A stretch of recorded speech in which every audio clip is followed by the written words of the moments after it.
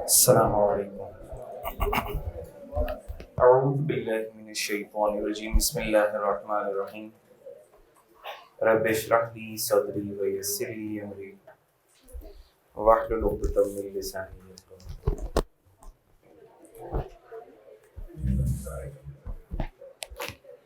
तो बेटा हमारा डिस्कशन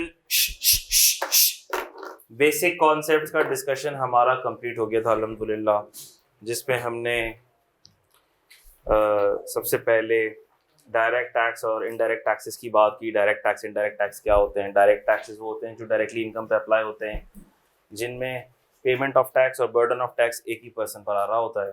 इनडायरेक्ट टैक्सेस वो टैक्सेस हैं जो डायरेक्टली इनकम पर अप्लाई नहीं होते, जाते तो जेब से ही हैं लेकिन डायरेक्टली इनकम पे अप्लाई नहीं होते, तो इनडायरेक्ट टैक्सेस कहलाते हैं, जिसमें पेमेंट ऑफ टैक्स और बर्डन ऑफ टैक्स एक ही बंदे पर नहीं आ रहा होता। बर्डन ऑफ टैक्स तो एंड कंज्यूमर पर आ रहा होता है, लेकिन payment of tax supply chain में से किसी और की जिम्मेदारी होती है, वो सेल्स टैक्स में हम बाद में देखेंगे। फिर हमने कैपिटल रिसीट, फिर हमने इनकम टैक्स में ये देखा कि इनकम किसे कहते हैं। इनकम के कॉन्सेप्ट के लिए हमने रिसीट्स को डिस्कस किया कि क्या हर रिसीट इनकम है। तो हमने कहा नहीं, रेवेन्यू रिसीट इनकम है और कैपिटल रिसीट इनकम नहीं। Revenue receipt is income unless specifically exempt under the ordinance. Capital receipt is not income unless specifically taxed as deemed income। उसकी हमने कई सारी एग्जांपल्स देखी। फिर हमने ये भी देखा कि जो रिसीट्स हैं वो क्लासिफाई हमने की समझने के लिए, अंडरस्टैंडिंग पर्सपेक्टिव के लिए, एक कॉन्सेप्चुअल फ्रेमवर्क को डिराइव करने के लिए हमने रिसीट्स को दो कैटेगरीज में क्लासिफाई किया, विद एक्टिविटी और विदाउट एक्टिविटी। विद एक्टिविटी में भी इनकम जनरेटिंग एक्टिविटी और नॉन इनकम जनरेटिंग एक्टिविटी, दोनों में डिफरेंस ये था इंटेंशन का। इंटेंशन, इनकम जनरेटिंग में इंटेंशन है इनकम जनरेट करने की, एक्टिविटी तो है लेकिन इंटेंशन भी है इनकम जनरेट करने की। और नॉन इनकम जनरेटिंग एक्टिविटी में एक्टिविटी तो हो रही है लेकिन इंटेंशन इनकम की जनरेशन नहीं है, कोई और ऑब्जेक्टिव अचीव करना है लेकिन इनकम भी साथ में ड्राइव हो रही है। तो हमने ये देखा था कि इनकम जनरेटिंग एक्टिविटी, जिसको हम डिटरमिन कैसे कर रहे थे, फ्रीक्वेंसी और क्वांटिटी ऑफ ट्रांजैक्शन से डिटरमिन कर रहे थे। सेल परचेज रॉ मटेरियल, फिर उसको कन्वर्जन किया फिनिश गुड्स में, फिर सेल किया। इसी तरह सर्विसेज दे रहे हैं, सर्विसेज भी फिर फ्रीक्वेंसी से दे रहे हैं, या सेल कर रहे हैं तो बड़ी क्वांटिटी सेल कर रहे हैं। तो इसका मतलब ये है कि ये चीज़ें फिर हमारा नॉर्मल काम धंधा है, ये हमारी एक्टिविटी है और इससे हमारी इंटेंशन भी क्या है, इसके अंदर इनकम की जनरेशन की इंटेंशन है। तो हमने कहा ये हो जाती है रेवेन्यू रिसीट। ये क्या जाती है? ठीक, income generating activity revenue receipt, ठीक है बात। और नॉन इनकम जनरेटिंग एक्टिविटी, जिसमें हमारी इंटेंशन रेवेन्यू जनरेट करने की नहीं है, इनकम जनरेट करने की नहीं है। जैसे वन ऑफ, हमने घर का सोफा बेच दिया, मैंने अपना पर्सनल लैपटॉप सेल कर दिया, मैंने अपनी पर्सनल कार सेल कर दी, मैंने अपना पर्सनल फोन सेल कर दिया, सेल फोन सेल कर दिया चेंज करने की गर्ज से। तो हमने कहा अब जो गेन अगर इसमें आ गया तो वो टैक्सेबल नहीं होगा, और ये जो रिसीट्स आएंगी ये क्या कहलाएंगी? Capital receipts कहलाएंगी। देखो ये बातें आज हमने कर ली हैं, अब इसका तस्करा पता है कब आ रहा होगा? जब हम कैपिटल गेन पढ़ रहे होंगे, और आप लोग तब तक भूल चुके होंगे। तो भूलना नहीं है, हम कोई भी चीज़ पढ़ते हैं भूलने के लिए नहीं पढ़ रहे, हम उसको नोट करेंगे, रजिस्टर में लिखेंगे, ताकि वो चीज़ हम जब भी रिवाइज करें वो हमारी आंखों से गुजरे, हमारी नज़रों से गुजरे, हमारे जहन से गुजरे, और वो फेड ना हो। कम से कम इन 6 महीनों में तो फेड ना हो, उसके बाद तो भूल ही जाओगे। क्या याद रखते हो तुम लोग उसके अलावा? फिर ये फाइनल में फिर सारी चीज़ें रिपीट होंगी। लेकिन मैं कह रहा हूँ कम से कम ये 6 महीने में तो हम सारी चीज़ें रिवाइज और रिकैप रखेंगे ना अपनी चीज़ों को। अच्छा, फिर हमने ये क्या हमने देखा था नॉन इनकम जनरेटिंग के अंदर भी कुछ एसेट्स ऐसे स्पेसिफिकली स्पेसिफाइड एसेट्स हैं जो 38 सबसेक्शन 5 में आएंगे, जिनको जब सेल किया जाएगा तो वो फिर टैक्स होगा। एक्सेप्शन देखी थी हमने उसकी। फिर हमने देखा था विदाउट एक्टिविटी। विदाउट एक्टिविटी में ऑन वॉलंटरी बेसिस, ईद पे आपको ईदी मिल गई, पॉकेट मनी मिल गई, बर्थडे पार्टी पे गिफ्ट मिल गए, वेडिंग एंगेजमेंट पर एनवेलप्स मिल गए, ठीक है, कैफ पास होने पे, सीए पास होने पे कोई गिफ्ट मिल गया। तो हमने कहा ये सारे के सारे वॉलंटरी बेसिस पर मिल रहे हैं, ये आपकी कैपिटल रिसीट होंगे। ये जनरल प्रिंसिपल है। जनरल प्रिंसिपल की एक्सेप्शंस क्या थी भाई? Gift receive from non relative. Relative की डेफिनेशन आएगी सेक्शन 85 सब सेक्शन 5 में। लेकिन हमने कहा कि अगर कोई गिफ्ट मिले हैं किसी नॉन रिलेटिव से तो वो चार्जेबल टू टैक्स होंगे, और अगर रिलेटिव से भी गिफ्ट मिला है और वो कैश में मिल गया है, नॉन बैंकिंग चैनल से मिल गया है, तो वो भी चार्जेबल टू टैक्स होगा। फिर हमने देखा where legal right is establish. Legal right के अंदर हमने कहा कि भाई लीगल राइट इज एस्टैब्लिश के अंदर होता तो ये वॉलंटरी बेसिस के ऊपर ही है, लेकिन यहाँ पर वह ईदी आप गन पॉइंट पे नहीं ले सकते किसी रिश्तेदार से, भाई आपने ईदी नहीं दी तो आपके ऊपर केस हो जाएगा, लीगल नोटिस आएगा कल आपको, आपने ईदी नहीं दी है, तैयार रहो, आप दे दो, 2 दिन का टाइम है वरना लीगल नोटिस आएगा। ऐसी कोई हरकत हम नहीं करते। लेकिन हमने कहा कि जब किसी कंपनी ने प्रमोशन के तहत कोई प्राइस अनाउंस किया और हमने क्राइटेरिया मीट कर लिया, तो अब फिर हमारा लीगल राइट इस्टेब्लिश हो गया। प्राइस बॉन्ड की मिसाल दी मैंने आपको, इसी तरह से थर्ड पार्टी के गेम शोज़ की मैंने आपको मिसाल दी थी, तो वो हमारा लीगल राइट इस्टेब्लिश हो गया। तो जहाँ पर लीगल राइट इस्टेब्लिश हो जाता है और एक्टिविटी भी कोई नहीं है, तो वो फिर किस में चली जाती है, रेवेन्यू रिसीट में चली जाती है। उसकी एक्सेप्शन थी शरिया राइट, जिसमें मैंने आपको कहा था इनहेरिटेंस और हक महर की एग्जांपल आपको मैंने दी थी। वो चार्जेबल टू टैक्स नहीं होता। इनहेरिटेंस करोड़ों रुपए की मिल जाए किसी को तो वो उसकी इनकम ट्रीट नहीं होती। हक महर करोड़ रुपए का मिल जाए किसी खातून को, वो उसकी इनकम ट्रीट नहीं होगा।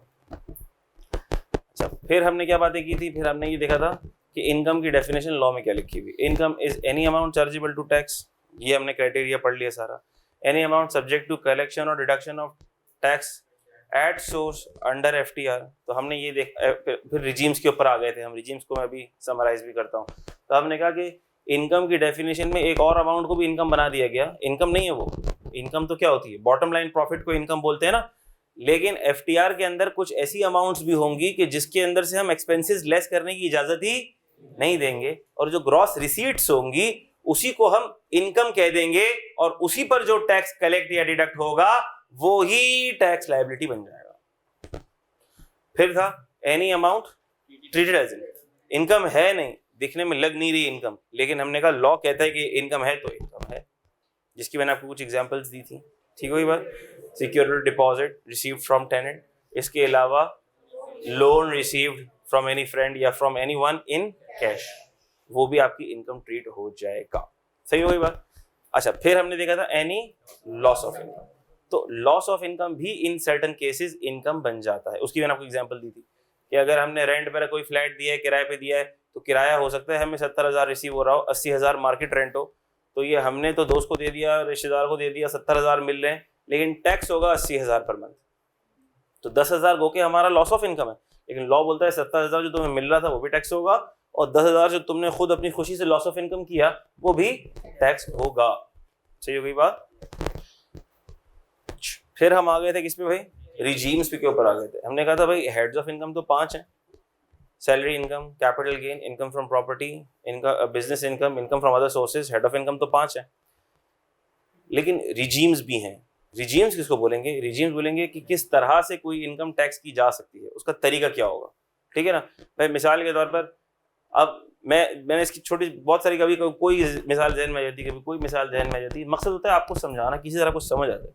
सही है भाई। मिसाल के तौर पर कभी मैंने एक दफ़ा ये भी एग्जांपल दी थी कि किसी मुजरिम ने कोई जुर्म कर लिया, ठीक है, अब उससे जुर्म उगलवाना है, तो अब ज़रूरी नहीं है कि उसको जुर्म उगलवाने के लिए 3rd डिग्री दी जाए। क्या ख्याल है, कोई इज्जतदार शख्स होगा, उसको थोड़ा सा वो जलील करेगा, वो उगल देगा, हाँ यार मैंने चोरी की थी, उसको एक आध थप्पड़ लगा दिया, काम बन गया। कोई ज़रा आदी किस्म का मुजरिम होगा, ठीक है, उसको तबीयत से उसकी ठुकाई हुई, उसके बाद जाके उसने एतराफ़ किया। कोई आदी मुजरिम होगा, उसको बोला 3rd डिग्री दो भाई, उसको करंट वरंट भी लगाओ तब जाके उगलेगा। ऐसा होता ही नहीं होता। तो हर किसी को डील करने का, हर तरह के मुजरिम को डील करने का अलग तरीका होता है। इसी तरह हर बच्चे को डील करने का भी अलग तरीका होता है। अब वालिदैन के 3 बच्चे हैं, आपके 2 बहन भाई और भी हैं, 3-4 बहन भाई हैं। अब सबको आपके अम्मा अब्बा एक तरह से ट्रीट थोड़ी करते होंगे। एक बंदा ढीठ किस्म का आदमी, वो पढ़ता ही नहीं है, उसको रोज जलालत सहनी पड़ती होगी। हाँ, चलते फिरते, तुमसे तो पढ़ाई होगी ही नहीं, हराम खोर हो तुम, कोई काम नहीं कर सकते, किसी काम के नहीं हो, सिर्फ रोटी तोड़नी है तुमको, कुछ नहीं पढ़ना, कोई काम नहीं ले रहे फिर भी नहीं पढ़ाई हो रही तुमसे। एक बंदा होगा उसे फिर भी नहीं पढ़ के देगा, इतना हराम खोर होगा वो। एक बच्चा अच्छा पढ़ने वाला होगा, उसको उसके माँ बाप कुछ भी नहीं बोलेंगे फिर भी वो पढ़ा होगा। ठीक है, बात समझ आ रही है। एक को थोड़े बहुत थप्पड़ चमाट भी लगाने पड़ जाएंगे, तब जाके वो कुछ पढ़ाई पे तवज्जो देगा। तो हर बंदे को ट्रीट करने का अलग तरीका। तो इसी तरह हर इनकम को एक तरह से, एक लाठी से नहीं हाँक सकते हम, या एक तरह से उसका टैक्स नहीं निकालेंगे। कभी रेगुलेटर ने बोला यार ये इस पे तो टैक्स कलेक्ट करना ऐसे आसान है कि इसके ऊपर एड सोर्स ही टैक्स लगा दो, टक टक टक, ग्रॉस के ऊपर 1% मिल जाएगा। बैंकों को बोल दो इंटरेस्ट के ऊपर 15%, कोई एक्सपेंस लेस नहीं होगा भाई, आसान है तरीका, 15% लगा दो टक FTR, ठीक है। नॉर्मल टैक्स रिजीम, जिस पे नॉर्मल टैक्स रिजीम काबू में आ रहा है उस पे नॉर्मल टैक्स रिजीम में लगा दिया भाई। लॉ ने जिसको जैसे बोला हम उसको वैसे ट्रीट कर लेंगे, उसके ऊपर वैसे टैक्स लग जाएगा। सर सबको नॉर्मल टैक्स रिजीम में क्यों नहीं कर सकते, सबको FTR में क्यों नहीं कर सकते? मैंने कहा भाई जिस तरह से एक लाठी से हर इंसान को नहीं हाँका जा सकता, इसी तरह से हर इनकम पर एक तरह से टैक्स नहीं लिया जा सकता। एक बंदा है वो टैक्स देने के लिए किसी तरह तैयार ही नहीं है, छुपता फिर रहा है। हमने कहा क्या करो, बिजली पे भी टैक्स लगा दो, बिजली का बिल ज्यादा आएगा, एडवांस टैक्स ज्यादा कलेक्ट होगा, तो उसमें किसी तरह एडवांस टैक्स के थ्रू कलेक्शन कर लिया हमने। मिसाल ले रहा हूं मैं। तो कोई तरीका जहां जिधर रेगुलेटर को, जहां जिधर पॉलिसी मेकर्स को, जहां जिधर गवर्नमेंट को लगता है कि इधर इस तरह से टैक्स कलेक्शन आसान है, इजी है, तो उस तरह से करवा दिया। Are you getting this? इसीलिए रिजीम्स के अंदर इनकम्स को डिवाइड किया गया। तो हमने देखा था final tax regime, normal tax regime, ठीक होगी बात। फिर मिनिमम टैक्स रिजीम भी आ गई थी बीच में। फाइनल टैक्स रिजीम क्या थी? हमने कहा फाइनल टैक्स रिजीम ये है कि ग्रॉस रिसीट्स के ऊपर स्पेसिफाइड रेट्स के ऊपर ये इनकम स्पेसिफाई होगी ऑर्डिनेंस के अंदर, उसके ऊपर टैक्स लग जाएगा। किस रेट पर? स्पेसिफाइड रेट पर। तो इनकम, कौन सी इनकम पे FTR, कौन सी इनकम FTR में जाएगी, ये भी स्पेसिफाइड होगा। टैक्स रेट कौन सा लग रहा है, ये भी स्पेसिफाइड होगा। एट सोर्स लगेगा, जैसे ही at the point of origination, जिस पॉइंट के ऊपर इनकम जनरेट होगी उसी पॉइंट के ऊपर टैक्स लग जाएगा। एक्सपोर्ट प्रोसीड्स जनरेट हो रही है, टैक्स लग गया। इंटरेस्ट इनकम, जैसे ही आपके बैंक अकाउंट में इंटरेस्ट इनकम गिर रही होगी उसी वक्त पहले इंटरेस्ट इनकम पूरी गिरती हुई नजर आएगी, फिर ठक करके टैक्स कट जाएगा। जैसे ही वो जनरेट हुई उसी वक्त टैक्स कट गया। आपसे कोई सवाल जवाब नहीं होगा, भाई आप टैक्स देना चाह रहे हैं, मूड है इस दफा आपका टैक्स देने का, टैक्स काट लें, इजाजत है, मसला तो नहीं है आपको, बैंक वाला फोन करके इजाजत ले रहा है, नहीं, एट सोर्स टैक्स कट जाएगा। एक्सपोर्ट के ऊपर बैंक वाला पूछेगा नहीं, एक्सपोर्ट प्रोसीड्स पर टैक्स काट लेगा। आप देखोगे तो टैक्स कटा होगा। बात समझ रही? प्राइजेस एंड विनिंग्स के ऊपर आपसे पूछ के टैक्स नहीं काटेगा, वो बोलेगा भाई प्राइस लेके जाना है तो टैक्स देना है, तो आप प्राइस लेके जा सकते हो, क्योंकि हमारी जिम्मेदारी है एट सोर्स टैक्स काटना है, ठीक है। तो at source FTR specified rates पर कटेगा, कोई एक्सपेंसेस लेस नहीं होंगे, लॉस उसमें नहीं आ सकता, लॉस एडजस्ट नहीं हो सकता, डिडक्टेबल अलाउंसेस नहीं लेस हो सकते, टैक्स क्रेडिट नहीं मिलेगा। बात समझ आ रही है? एडवांस टैक्स अगर किसी का हमने कोई पे किया हुआ है तो वो FTR की इनकम से एडजस्ट भी नहीं होता। तो ये सारी की सारी बातें, और FTR की इनकम किसी हेड में क्लासीफाई भी नहीं होती, ये सारी खुसूसियात हमने पढ़ ली थी। फिर हमने देखा था नॉर्मल टैक्स रिजीम जिसको बोलते हैं। नॉर्मल टैक्स रिजीम उसको बोलते हैं कि हर हेड ऑफ इनकम की जितनी भी नॉर्मल नजर आने वाली इनकम है, जो एग्जेम्प्ट नहीं है, जो एग्जेम्प्ट है उसको टैक्स नहीं लगेगा, जो एग्जेम्प्ट होगी वो भी हेड से बाहर निकल आएगी, वो भी हेड के अंदर क्लासीफाई नहीं होती। FTR की इनकम भी किसी हेड में नहीं जाती, और जो इनकम एग्जेम्प्ट होती है वो भी किसी हेड में नहीं जाती। तो सर हेड में कौन सी रह जाती है? जो नॉर्मल इनकम होती है और जो नॉर्मल रेट पर टैक्स होने वाली होती है वो उस हेड ऑफ इनकम में रह जाती है। फिर जो हर हेड ऑफ इनकम के अंदर नॉर्मल नजर आने वाली इनकम बच जाती है, उन सारे हेड ऑफ इनकम की नॉर्मल इनकम को हम क्लब करेंगे और उसके ऊपर हम नॉर्मल स्लैब रेट्स लगा देंगे, जो कि फर्स्ट शेड्यूल डिवीजन 1 पार्ट 1 के जो रेट्स हैं, ठीक है, वो रेट्स हम लगा देंगे, जो स्लैब रेट्स आपको मैंने दे भी दिए। जो नॉर्मल टैक्स रिजीम में इनकम फॉल करती है, लॉ उसके नाम से उसको बयान नहीं करेगा। हमने कहा जो FTR में फॉल नहीं कर रही वो क्या है? जो FTR में फॉल नहीं कर रही, जो सेपरेट ब्लॉक नहीं है, जो एग्जेम्प्ट नहीं है, वो क्या है? NTR। खत्म। लॉ बताएगा नहीं, वो NTR। और NTR का तरीका क्या है? NTR का तरीका ये है कि उसमें से एक्सपेंसेस भी लेस होंगे, जो बॉटम लाइन आएगी वो क्लब होगी और उसके ऊपर रेट लगेगा। एक्सपेंसेस लेस होंगे, डिडक्टेबल अलाउंस मिलेगा, टैक्स रेट लेस होंगे, लॉस भी आ सकता है, लॉस एडजस्ट भी हो सकता है, एडवांस टैक्स है तो एडजस्ट भी होगा, हेड ऑफ इनकम में भी क्लासीफाई होगी। ये सारी खुसूसियात है NTR की इनकम, स्लैब रेट लगेगा। फिर हमने देखा था एक होती है separate block of income. Separate block of income की FTR नहीं है NTR, ये NTR है, लेकिन NTR के अंदर इस पे रेट NTR वाला सेपरेट, तो नाम ही जाहिर है, नाम से ही जाहिर है, सेपरेट ब्लॉक ऑफ इनकम, नाम ही हमने थोड़ा सा बदल दिया, सेपरेट ब्लॉक ऑफ इनकम। तो है NTR। NTR से क्या मुराद है? NTR वाली खुसूसियात है, हेड ऑफ इनकम में क्लासीफाई होगा। फिर हम टैक्सेबल इनकम से हटा देंगे, वो मैं बताऊंगा क्या होगा, कैसे होगा, अभी उसकी टेंशन ना लो। लेकिन हेड ऑफ इनकम में पहले हम इसको दिखाएंगे, शो करेंगे, इसमें से कुछ एक्सपेंसेस भी लेस हम करेंगे, वो स्पेसिफाइड एक्सपेंसेस होंगे जो हम लेस करेंगे, जितने लॉ बताएगा उतने हम एक्सपेंसेस लेस करेंगे, जो लॉ नहीं बताएगा नहीं करेंगे। लेकिन इसमें से डिडक्टेबल अलाउंस और टैक्स क्रेडिट अलाउ नहीं होते। अच्छा, मजे की बात यह है, लॉ ने कहीं मना नहीं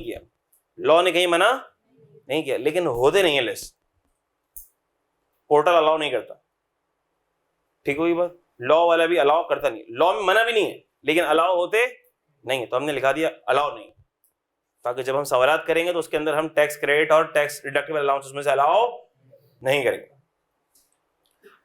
अच्छा, फिर लॉस आ सकता है, लॉस एडजस्ट भी हो सकता है, एडवांस टैक्स एडजस्ट भी हो सकता है, सेपरेट ब्लॉक ऑफ इनकम। फिर हमने कहा एक और रिजीम होती है minimum tax. Minimum tax regime है तो इसको अलग रिजीम बोलोगे आप, लेकिन ये भी नॉर्मल टैक्स रिजीम की भाई है, भाई बहन का रिश्ता है दोनों में। मिनिमम टैक्स रिजीम पर नॉर्मल टैक्स भी अप्लाई होगा, लेकिन मिनिमम टैक्स रिजीम में एक परसेंटेज दी हुई होगी, हमने कहा वो मिनिमम, वो क्या है मिनिमम। और मुख्तलिफ मिनिमम टैक्स रिजीम में भी मुख्तलिफ तरीके हैं, मुख्तलिफ इनकम्स आती हैं उसके अंदर, कोई एक इनकम नहीं आती, मुख्तलिफ इनकम आती है। तो सर वो जो मुख्तलिफ इनकम आती है क्या वो भी लॉ बताएगा हमें? हमने कहा जी बताएगा, ये चीज मिनिमम टैक्स रिजीम में फॉल करती है। तो जो इनकम मिनिमम टैक्स रिजीम में फॉल करती होगी उस पर हम नॉर्मल स्लैब रेट भी लगाएंगे और मिनिमम भी लगाएंगे। अगर नॉर्मल वाला मिनिमम से कम हुआ तो हमने कहा पे कितना करना पड़ेगा, पे मिनिमम करना पड़ेगा। इसकी ज्यादा डिटेल हमने बात की नहीं है, आगे जाके आएगी जब हम बात करेंगे इसकी, ठीक होगी बात। फिर हमने देखा modes of collection of tax, ये देखा था हमने किस किस तरह से टैक्स कलेक्ट हो सकता है। तो हमने कहा ऐसा नहीं होगा कि साल के आखिर में आप प्रॉफिट और लॉस बनाओ और उसके बाद आप टैक्स दो, एडवांस टैक्सेस भी कलेक्ट होते हैं, क्वार्टरली एडवांस टैक्सेस लिए जाते हैं बिजनेसेस से। फिर टैक्स की विद होल्डिंग भी होती है, एडवांस टैक्सेस आपसे एक्सपेंसेस वगैरह पे भी कलेक्ट किए जाते हैं, इनकम पे भी कलेक्ट किए जाते हैं, सैलरी पर एडवांस टैक्स कलेक्ट कर लिया, ठीक है। यही जरा आपके इंटरनेट के बिल के ऊपर एडवांस टैक्स कलेक्ट कर लिया, इलेक्ट्रिसिटी के बिल पर एडवांस टैक्स कलेक्ट कर लिया, आपने अपने पैसे बैंक अकाउंट से निकाले उसके ऊपर आपसे एडवांस टैक्स कलेक्ट कर लिया, मोबाइल का फोन आपने कार्ड चार्ज किया उस पर आपसे एडवांस टैक्स कलेक्ट कर लिया, ठीक है, ठीक है। पीटीसीएल का बिल आएगा, आपको पीटीसीएल के बिल के ऊपर एडवांस टैक्स चार्ज हुआ होगा, ठीक है। कभी देख लेना अपना बिल उठा के भी कभी देख लिया करो, किसी ने अगर तो पीटीसीएल का इंटरनेट लिया हुआ हो तो पीटीसीएल का बिल देख लो, उसके ऊपर एडवांस टैक्स लगा हुआ होगा। किसी का इंटरनेट का स्टॉर्म फाइबर का बिल आता है, किसी और कंपनी का बिल आता है, कंपनी वाले जो बिल, जो लोकल केबल नेट वाले हैं वो तो टैक्स वगैरह क्या चार्ज, वो तो बिल ही नहीं देते ना। मैं कह रहा हूँ जिनके पास ये ब्रॉडबैंड सर्विसेज वगैरह हैं, जिनके पास बिल आता हो उस पर देख लेना कभी, उस पर एडवांस टैक्स लगा हुआ होता है, इनकम टैक्स। दो तरह के टैक्स लगे हुए होते हैं, कंफ्यूज नहीं होना। एक लगा होता है सेल्स टैक्स लगा हुआ होता है, वो सेल्स टैक्स सर्विस टैक्स है, वो हमारे कोर्स का पार्ट भी नहीं है, पढ़ेंगे भी नहीं, हम सी फाइनल में पढ़ेंगे। एसएसटी लगा होता है, वो सेल्स टैक्स ऑन सर्विस है। और दूसरा होता है advance income tax, advance income tax भी लगा हुआ होगा, लिखा हुआ होगा एडवांस इनकम टैक्स, आपके इंटरनेट के बिल पर लगा हुआ होगा, ठीक होगी बात, चेक कर लेना कभी। तो ये एडवांस में टैक्सेस कलेक्ट होते हैं, क्वार्टरली टैक्सेस भी होते हैं। जो सैलरी कमा रहा होता है हर महीने उसकी सैलरी से टैक्स डिडक्ट होता रहता है एडवांस में। फिर क्या होता है, साल खत्म होता है और साल खत्म होने के बाद वो अपनी पूरी इनकम की कैलकुलेशन करेगा और जो भी शॉर्टफॉल होगी, मिसाल के तौर पर इनकम के ऊपर टैक्स बना पूरे साल का 5 लाख रुपए और पूरे साल में एडवांस टैक्सेस उसने पे किए हैं 3 लाख रुपए, तो अब मजीद उसको खुद से कितने देने पड़ेंगे, वॉलंटरी बेसिस पर वो रिटर्न भी जमा कराएगा और 2 लाख रुपए का टैक्स भी देगा। इसी तरह से हमने कहा कि आपने वॉलंटरी बेसिस पर रिटर्न जमा करा दिया, लेकिन अब टैक्स वाले का रोल आएगा, एफबीआर का रोल आएगा, टैक्स एडमिनिस्ट्रेटर का रोल आएगा। आपने रिटर्न तो जमा करा दिया, लेकिन अब एफबीआर वाला उसको रिव्यू भी करेगा, उसका ऑडिट भी करेगा, ऑडिट करने के बाद कुछ मसले मसाइल निकलेंगे, वो आपके ऊपर फिर एडिशनल टैक्स भी इम्पोज करेगा, ठीक है। इसी तरह से अगर आपने रिटर्न में कुछ गलती कर दी है तो वो उसकी रेक्टिफिकेशन करके भी आपसे मजीद टैक्स कलेक्ट करेगा। अगर कोई टैक्स पेयर जवाब नहीं दे रहा, रिटर्न फाइल नहीं कर रहा, अपनी इनकम बता नहीं रहा, टैक्स नहीं दे रहा, तो वो बेस्ट जजमेंट के थ्रू भी उससे टैक्स की रिकवरी करेगा। तो ये सारे के सारे कॉन्सेप्ट आगे डिटेल में थ्योरी के अंदर हम पढ़ेंगे भी इंशाल्लाह, ठीक है वही बात। तो ये सारी बातें हमने करी थी, क्या ये सबको याद आती हैं बातें, ठीक है। अब हम ये ऑफिशियली चैप्टर नंबर 1 पर आज लैंड कर जाएंगे और अब थोड़ी सी स्पीड भी हमारी आहिस्ता आहिस्ता तेज होना शुरू हो जाएगी, ठीक है। बहुत ज़्यादा फोकस कंसंट्रेशन के साथ ज़रा सीरियस होके। अच्छा, मैं एक बात आपको और बता दूं, और मैं बड़ी कैटेगोरिकली क्लियरली बता रहा हूँ मैं आपको, इसमें ये मत समझना कि मैं ऐसे ही कह रहा हूँ। ये जो हफ्ता चल रहा है, इसके अंदर कभी मैं आ गया 10:05 पे, कभी मैं आ गया 10:10 पे, 10:05 पे, 10:10 पे, ये हफ्ता चलेगा। इसके बाद जो हफ्ता आ रहा है, उस वक्त से मैं कैंपस में 9:30 बजे पहुंच चुका हूँ, 9:30, पौने 10, 9:30, पौने 10। इसका मतलब है क्लास 9:55 पे तो शुरू होगी, 10:05 पे शुरू नहीं। और अगर ये कोई सोच रहा है कि ऐसा होगा कि 5-10 मिनट सर थोड़ा सा लेट क्लास शुरू करेंगे, कोई बात नहीं सर तो ऐसे ही बोल रहे हैं, तो उसको फिर मुशाहिदा भी हो जाएगा। 2-3 दिन जब वो देखेगा उसको खुद पता लग जाएगा। लेकिन मैं ये कह रहा हूँ कि ये मैं बता दूँ कि 10 बजे टॉट प्रोसीडिंग शुरू हो जाएंगी। अस्सलाम वालेकुम और दुआ होगी 9:59 पे, और 10 बजे जो है वो हमारी कार्रवाई शुरू हो जाएगी। अब जो 10 बजे के बाद आया, 5 मिनट, 10 मिनट, और ये तुम लोग अच्छी तरह से जानते हो कि कोई टेक्निकल कॉन्सेप्ट अगर शुरू हो गया और उसकी मैंने बुनियादें बताना शुरू कर दी हैं, तो अब वो 5 मिनट और 10 मिनट का इम्पैक्ट ऐसा होगा कि अगले आने वाले आधे घंटे तक तुम लोग परेशान रहोगे कि सर क्या बात कर रहे हैं और क्यों बात कर रहे हैं, मेरी बला से। क्योंकि जब तुमको अपने वक्त की कदर नहीं है, मैं पहले बहुत टेंशन लेता था, बहुत परेशान होता था, यार इस बच्चे का नुकसान हो गया, फिर रिपीट करता हूँ, फिर एक बच्चा आया, अरे यार इसको तो बेचारा ये परेशान होगा, चलो तीसरी दफ़ा रिपीट कर दिया। अब इस चक्कर में होता क्या है कि 90% या 95% आवाम जो पहले से आई हुई होती है वो सफ़र करती है बेचारी, उसका टाइम कितना चला गया ना। मैंने 3 दफ़ा एक ही बात को रिपीट कर रहा हूँ, इतनी मुश्किल बात भी नहीं है, फिर भी 3 दफ़ा 4 दफ़ा रिपीट कर रहा हूँ, टाइम भी लगता है, कोर्स भी प्रोलॉन्ग होता है इस तरह से। फिर मैंने सोचा यार इस बंदे को जब अपनी फ़िक्र नहीं है, इसको अपने वक्त की कदर ही नहीं है, तो फिर मुझे क्यों इसकी फ़िक्र हो। ठीक है, फिर ये लेट आया, अभी समझेगा किसी दोस्त से, ठीक है ये लेट आया, अब इसको कोई कॉन्सेप्ट मिस हो गया, तो अब ये लेक्चर देखेगा, कंप्यूटर लैब में जाके रिकॉर्डिंग देखेगा, अगले दिन जाके देखे नहीं देखे इसके अमाल इसके साथ पास होना है तो करेगा, नहीं करेगा तो नहीं करेगा। हर बंदा अपने अमाल का जवाब है। मैं क्या कर सकता हूँ, मैं याद दहानी करा सकता हूँ। मैं क्या कर सकता हूँ, हर 1 हफ्ते बाद 2 हफ्ते बाद थोड़ा सा आपको जलील कर सकता हूँ। उसमें भी जलील वो होगा जो थोड़ा सा इज्जतदार आदमी होगा ना, जिसके अंदर इज्जत नफ्स बाकी होगी। बाकी लोग वालिदैन से जलील नहीं होते, मुझसे क्या दलील होंगे, बेचारे वालिदैन सर पटकते होते हैं दीवार से, उनको कुछ फ़र्क नहीं पड़ता, मैं क्या कर लूँगा। सही है, ऐसे लोगों को ना हालात सिखाते हैं। कुछ ऐसी मखलूक भी होती है जो हर दम नसीहत से नहीं समझी, उसके अम्मा अब्बा भी नसीहत करेंगे, बड़े बहन भाई भी नसीहत करेंगे, उसके टीचर भी नसीहत करेंगे, उस सबको दुश्मन की निगाह से देखेगा। हर वक्त हर बंदा मुझे कोसता ही रहता है, टोकता ही रहता है, आज़ादी नहीं है ज़िंदगी के अंदर। हमने कहा ठीक है, आज़ादी आपको मिलेगी, लेकिन आज़ादी के बाद फिर आप जो ठोकरें खाओगे ना, फिर आप संभलोगे। तो ऐसे लोगों को फिर ठोकरें संभालती हैं। एक अटेम्प्ट देते हैं, रुकता है, फेल होते हैं, फिर इनको एहसास आता है, टीचर की बातें याद आती हैं, यार टीचर कितना बोलता था हमें, हम ही बेवकूफ़ थे। अम्मा अब्बा उठा के थक जाते थे, लेकिन हम बिस्तर से उठने का नाम नहीं लेते थे। लेट उठते थे, लेट निकलते थे, लेट क्लास में पहुंचते थे, कॉन्सेप्ट भी मिस होते थे, सब बातें याद आएंगी उनको, लेकिन उस वक्त 6 महीने वेस्ट हो गए होंगे। और 6 महीने बहुत होते हैं, मैटर करते हैं। 6 महीने की कदर और कीमत का एहसास ऐसे ना लगाओ। 6 महीने की वैल्यू ये नहीं है कि 6 महीने में 2 सब्जेक्ट के आपने दिए 20-20 हज़ार रुपये, 40 हज़ार रुपये। सर फेल हो जाएंगे तो दोबारा थोड़ी पढ़ना पड़ेगा, फिर तो रिफ्रेशर के पैसे लगेंगे ना, फिर तो 7-7 हज़ार रुपये लगेंगे ना। तो इसका मतलब कि फेल होने के बाद हमारा नुकसान तो सिर्फ 7-7 हज़ार का हुआ। 7-7 हज़ार 8-8 हज़ार में हमने दोबारा से रिफ्रेशर के सब्जेक्ट का एक्सिस भी ले लिया, और पेपर की फ़ीस 2 पेपर की फ़ीस थी 6 हज़ार रुपये, 7-7 14 6 20 हज़ार रुपये का नुकसान हुआ, ज़्यादा नुकसान नहीं हुआ। हमने कहा ए बेवकूफ़ आदमी, तुझे यही नहीं पता कि तेरे 6 महीने की कीमत है क्या। अगर तू टाइम पे क्वालिफाई हो जाएगा तो तेरी 2 लाख रुपए की सैलरी क्वालिफिकेशन के टाइम पे शुरू हो जाएगी। तूने अपनी क्वालिफिकेशन को 6 महीना लेट कर दिया। मिनिमम सैलरी 2 लाख रुपए तू अर्न करता जब तू क्वालिफाई हो जाता, तूने अपनी सैलरी को 6 महीना लेट कर दिया। 6 महीना multiply by 2 lakh rupees, 12 lakh रुपए। ये 12 लाख रुपए तूने फोरगो कर दिए। 6 महीने तूने लेट किया, ये 12 लाख रुपए तूने फोरगो कर दिए। ये तो फोरगो किए वो, फिर इस 6 महीने में फेल होने के बाद जो जिल्लत तुमको मिलेगी वो अलग। हर रिश्तेदार पूछेगा क्या रिजल्ट रहा, फेल हो गए। अम्मा अब्बा जलील करेंगे वो अलग। दोस्त अजीब नजरों से देखेंगे, यार ये तो बस तुझसे नहीं हो पाएगा सीए। फिर क्या होगा, एक डीमोटिवेशन अलग, वो लेवल ही डाउन हो गया ना।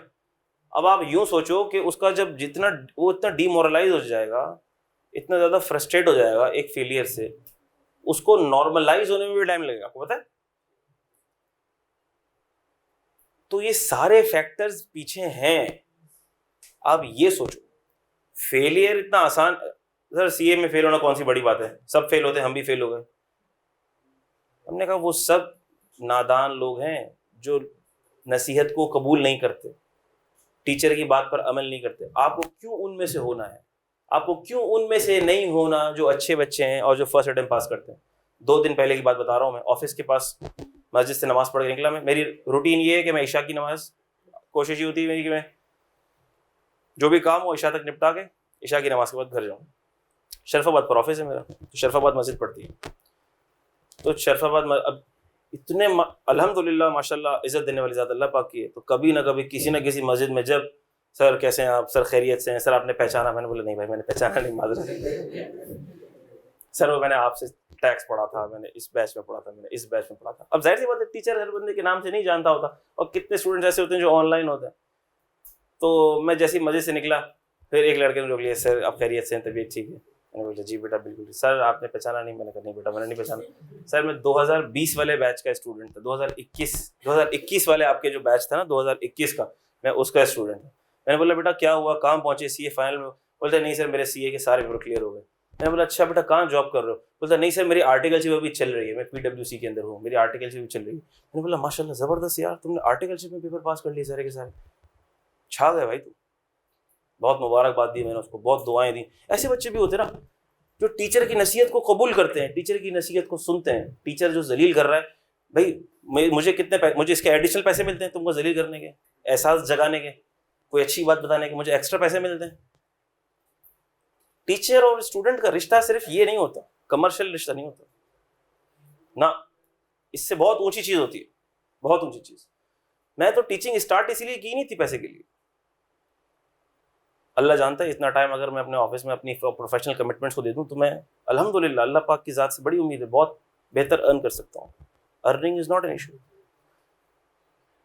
इस प्रोफेशन के साथ जो एक रिस्पेक्ट अटैच्ड है, प्रेस्टीज अटैच्ड, जितनी इज्जत मेरे दिल में मेरे उस्तादों की है, मेरे टीचर्स की है, मैं चाहता था वो इज्जत मेरे स्टूडेंट के दिल में अल्लाह पाक मेरे लिए पैदा कर। मैं अपने एक्सपीरियंसेस से उनको सिखा पाऊँ, उनको गाइड कर पाऊँ, उनकी सक्सेस में रोल प्ले कर पाऊँ। ये नहीं होता कि हमने पैसे देने टीचर पढ़ा रहे हैं। कभी ना ऐसा सोचा, ना कभी हमारी ऐसी सोच होती है। तो टीचर, अब मैं तो स्टूडेंट को कहता हूँ जब परेशानी हो, कोई आपको गाइडेंस चाहिए हो, किसी स्टेप के ऊपर चाहिए हो आपको। कितने बच्चे होते हैं सीए फाइनल में होते हैं, सर फर्म में नहीं हो रहा, ये मसला है, ये मसला है, इस फर्म में जाएं, उस फर्म में जाएं, गाइडेंस चाहिए, आपकी हेल्प चाहिए, ऑलवेज अवेलेबल बेटा, कभी भी आ जाओ। कोई गाइडेंस चाहिए, कोई परेशानी है, कॉल कर लो, टाइम ले लो, कॉल कर लो, किसी भी स्टेप पे, कोई मसला नहीं। क्योंकि ये रिलेशनशिप बड़ा ज़बरदस्त रिलेशनशिप, और अल्लाह पाक ने देखो उस्ताद की वैल्यू, वालिदैन के रुतबे के बाद उस्ताद का रुतबा है भाई। उस्ताद वो वाहिद मखलूक है, उस्ताद वो वाहिद मखलूक है जो अपने स्टूडेंट को अपने से ज़्यादा सक्सेसफुल होता हुआ देखना चाहता है। वालिदैन के बाद उस्ताद वो वाहिद मखलूक है जो अपने स्टूडेंट्स को अपने से ज़्यादा सक्सेसफुल होता देखना चाहता है। आपके बहन भाई भी होंगे ना, भाई भी होगा ना, आजकल भाई से जलीसी रखता है, यार ये मुझसे कैसे आगे नहीं, इसने मुझसे ज़्यादा कैसे कमा लिया, ये आज का दौर। तो मेरी बातों को पॉजिटिवली लो, थोड़ा अगर मेरी बातों से तुम लोग जिल्लत महसूस करो तो ये अच्छी बात है, करो। मैं इसीलिए जलील कर रहा हूँ कि जिल्लत महसूस करो भाई। घर जाके 2 रोटी ज्यादा खाओ, बुरा मान जाओ, मेरी बातों को बुरा लगा लो, बिल्कुल ना, सर ने कैसी बात बोल दी, अब देखो मैं क्या करता हूँ, अब देखो मैं कितना पढ़ता हूँ, मैं तो चाह रहा हूँ बुरा लगा लो। बात समझ आती है? मैं ये नहीं बोलूंगा मेरी बातों को बुरा मत लगाना, लगाओ बुरा भाई, आज लगा लो बुरा, आज मेहनत कर लो तो पास हो जाएगा इंशाल्लाह। ठीक हो गई बात? ये बात मैंने बड़ी क्लियर कर दी है कि कोई बच्चा मुझे ये ना बोले कि सर आपने तो 10 डॉट पर रोज आप क्लास शुरू कर देते हैं। This is the last week, 10-5, 10-10, 10-10 तक क्लास शुरू हो रही है, ठीक है, 5 मिनट ऊपर, 10 मिनट ऊपर, लेकिन नेक्स्ट वीक से 9:30 पौने 10 बजे तो मैं कैंपस पहुंच जाऊंगा। ठीक है, वजह उसकी वजह बता देता हूँ आप लोग परेशान हो जाओगे, सर अगले हफ्ते से कैसे, इस हफ्ते से क्यों नहीं? क्योंकि मैं दरासात दीनिया का कोर्स कर रहा हूँ, 1 साल कंप्लीट हो गया, दूसरा साल स्टार्ट होगा अल्हम्दुलिल्लाह, अल्लाह पाक की तौफीक से दरासात दीनिया का मैं कोर्स कर रहा हूँ। 1 साल कंप्लीट हो गया मदरसे से, बिनोरी टाउन से, और दूसरा साल शुरू हो रहा है मंडे से। तो उसमें मेरी क्लास की टाइमिंग होती है 7:45 से 9:15, यानी 7:45 बजे हमारी क्लास शुरू होती है और 9:15 बजे, यानी 2.5 घंटे का रोज़ क्लास होती है। तो 9:15 बजे ये कभी उस्ताद क्लास ख़त्म करते करते 9:30 बज जाते हैं, 9:15 बजे होती है तो 9:30 बजे पहुंच जाऊंगा, 9:30 बजे ख़त्म होगी तो मैं 9:45, 9:40, 9:45 पर मैं कैंपस में पहुंच चुका होऊंगा। इसीलिए मैं आपको कह रहा हूँ कि उसके बाद फिर लेट होने वाला सीन नहीं होगा। अच्छा, पिछले साल की मैं आपको कहानी सुनाऊं तो पिछले साल का सीन ये था कि 9:15 बजे क्लास एंड होती थी और 9:30 बजे हमारी क्लास शुरू होती थी, क्योंकि 10 मिनट का रास्ता होता था और मैंने 9:30 पे क्लास रखी हुई थी। ये आपकी मोहब्बत में 10 बजे क्लास शुरू हो रही है, ठीक है। जब कभी मुझे ऐसा लगेगा कि कोर्स थोड़ा सा पीछे जा रहा है तो टाइम भी 10 से 9:30 हो जाएगा, ठीक होगी बात। तो आपने पेस भी पकड़नी है थोड़ा सा फोकस के साथ, क्योंकि देखो जब आप लोग फोकस और कंसंट्रेशन से कोई चीज़ सुनोगे ना, मुझे अल्लाह की ज़ात से पूरी उम्मीद है, खुद से उम्मीद नहीं है, इंसान की क्या औकात है भाई, अल्लाह की ज़ात से मुझे पूरी उम्मीद है कि इंशाल्लाह पहली दफ़ा में आपको चीज़ समझ आएगी, पहली दफ़ा में समझोगे आप भाई, मसली बात थोड़ी। लेकिन अगर आप लोग फोकस और कंसंट्रेशन से नहीं सुनोगे ना तो मैं 3 बार सुनाऊंगा, 3 बार एक बात को रिपीट करना पड़ेगा, 4 बार एक बात को रिपीट करना पड़ेगा। तो अगर कोई स्टूडेंट ये कहता है कि सिर्फ कोर्स टाइम पे खत्म नहीं हुआ, 5 दिन ऊपर लग गए, 10 दिन ऊपर लग गए, तो मैं आपको ये कहूंगा कि भैया इसमें मेरा कसूर नहीं है, ये तो आप लोगों की अंडरस्टैंडिंग लेवल का कसूर है ना, कि आप लोग पहली दफा में नहीं समझ पाए, आपको तीसरी दफा में समझ आया। जब तीसरी दफा में आया तो पहली दफा में भी आ सकता था, अगर आपकी 100% अटेंशन होती तो पहली दफा में आ जाता, और आता है लोगों को अल्हम्दुलिल्लाह। अल्हम्दुलिल्लाह जो फोकस के साथ बात को सुनता है उसको पहली दफा में समझ आता है, अल्लाह के हुक्म से, ये गारंटेड बात है इंशाल्लाह। ठीक है मेरे बच्चों, टाइम इसमें 10 मिनट मैंने इसलिए लगा दिए, 15 मिनट इसलिए लगा दिए ताकि आप लोग कोशिश करो और टाइम पर आओ। तो इसका मतलब जो बंदा 10 बजे को टाइम समझ कर निकलेगा घर से, वो 5-10 मिनट लेट हो जाएगा। तो जब आप घर से निकलोगे तो 9:45 बजे को टारगेट बना के निकलोगे कि हमने 9:45 बजे पहुंचना है। तो जब आप 9:45 को टारगेट बना के निकलोगे तो आप 55 तक पहुंच जाओगे, 9:55 तक पहुंच जाओगे इंशाल्लाह। लेकिन अगर आप 10 बजे को टारगेट बना के निकलोगे तो आप 5-10 मिनट ऊपर ही लैंड करोगे इंस्टीट्यूट में। ये प्लीज मत करना, सही है। और आपको देखो मैं फिर बता रहा हूँ, पिछले साल वालों के मुकाबले में आपको एज है ना, 9:30 बजे क्लास शुरू हो रही थी, अब 10 बजे क्लास शुरू हो रही है ना, आधा घंटा आप लोगों की मोहब्बत में आगे किया है। हालांकि मैं तो अच्छा है 10 जल्दी क्लास खत्म करके जल्दी ऑफिस चले जाऊँ। तो कोशिश ये करो थोड़ा सा टाइम पे उठ के नाश्ता करके क्लास में आया करो, नाश्ता करके क्लास में आया करो। देखो टीचर की बात माना करो, उसके फायदे आपको खुद ही पता चल जाएंगे, उसकी हिकमत आपको खुद पता चल जाएगी। जब आप नाश्ता करके आओगे, नाश्ता करके आया करो और चाय पी के आया करो, ये 2 चीजें कर लो, नाश्ता करके और चाय पी के। अच्छा, अब नाश्ता करना,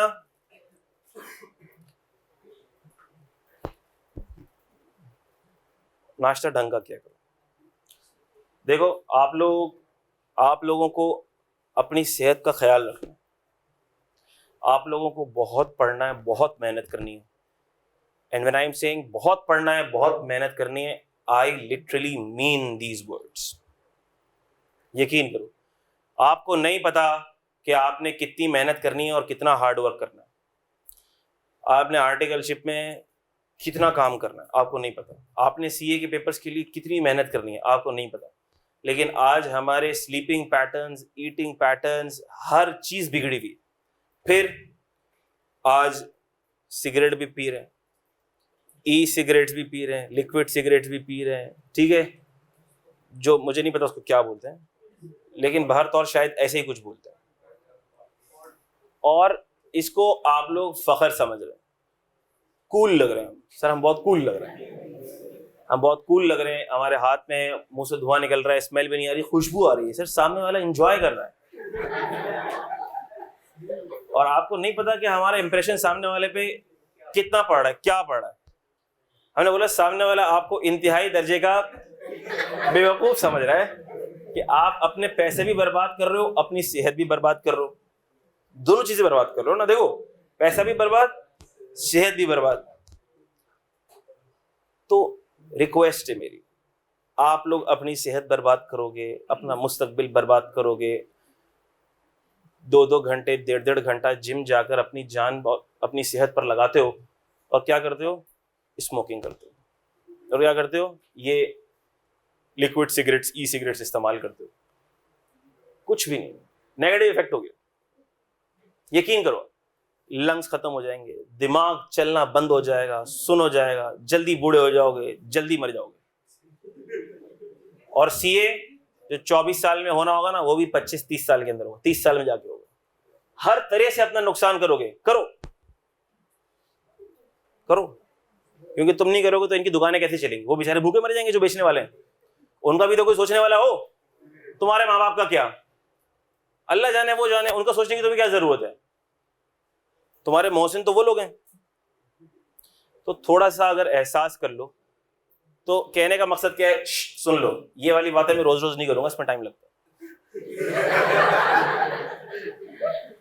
स्लीपिंग पैटर्न्स आपके बहुत प्रॉपर हो जाए। रिक्वेस्ट है मेरी, कोशिश करो रात 11 बजे सो जाओ। देखो, मैं देखता हूं ना, जब पढ़ा रहा हूं तो कोई बच्चा ऐसा भी होता है। ये जो मेरी आवाज कभी कभी अचानक से तेज वो बुलंद हो जाती है ना, ये इसीलिए होती है। मैं 2-4 लोगों को देखता हूँ यूं हो रहा है, सर हैं, कुछ चल रहा है। क्यों होता है? इसलिए होता है क्योंकि रात के 3 बजे 4 बजे हम सो रहे हैं, और रात के 3 बजे 4 बजे हम पढ़ कर तो नहीं सो रहे। ये बात तो तय है, रात 3-4 बजे तक पढ़ाई तो हो नहीं रही। इतना तो मैंने नहीं पढ़ाया कि 3-4 बजे तक पढ़ोगे। अब फिर ये रात के 3-4 बजे तक क्या हो रहा है? पढ़ाई के अलावा सब हो रहा है, हर फजूल काम हो रहा है। अगर आप सीए करना चाहते हो, और सब लोग इतनी मेहनत से आए हैं, आप लोग वो लोग हो जो एक्स्ट्रा एफर्ट करके आ रहे हो क्लास में। काफी सारे ऐसे हैं जो रिकॉर्डेड पढ़ रहे हैं, घर बैठ के सोते सोते पढ़ रहे, लेटे लेटे पढ़ रहे हैं, उनकी एफर्ट आपसे कम है। ऑनलाइन पढ़ रहे हैं, उनकी एफर्ट आपसे कम है। आप लोग सुबह टाइम से उठ के, नहा धो के, कपड़े प्रेस करके, पेट्रोल खर्च करके, किराए दे के यहाँ पर बैठकर पढ़ाई करने के लिए आए हुए हो। इसका मतलब कुर्बानी आपकी उनसे डबल है। ये बात तो है। तो क्या आप चाहते हो कि ये सारी कुर्बानी आपकी वेस्ट हो जाए? क्या आप चाहते हो? नहीं, कोई भी नहीं चाहता ना। हम में से जो भी यहां पर आया है वो ये नहीं चाहता कि उसकी कुर्बानी जाया हो जाए। ऐसा ही है। 2-3 चीजें आपको माननी पड़ेंगी।